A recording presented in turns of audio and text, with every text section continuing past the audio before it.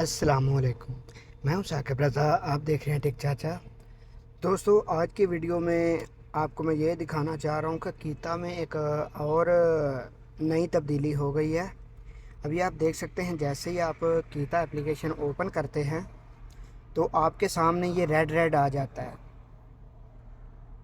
आप zoom out करेंगे तो आपको ये दिखाई देता है कौन से एरिया में काम ज़्यादा है। जहाँ पर ज़्यादा रेड है वहाँ पर काम ज़्यादा है इसका, जहाँ पर थोड़ा कम रेड है वहाँ पर काम इसका बहुत कम है।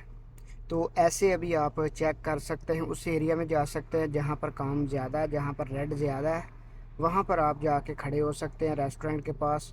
वहाँ पर आपको ज़्यादा ऑर्डर मिलेंगे। तो आज की वीडियो में यही आपको बताना था कि ये इसका क्या मतलब है, ये जो रेड रेड आ रहा है। तो आज की वीडियो में इतना ही। अगर आपको ये मेरी वीडियो पसंद आई है तो कमेंट सेक्शन में अपनी राय का इज़हार ज़रूर कीजिएगा।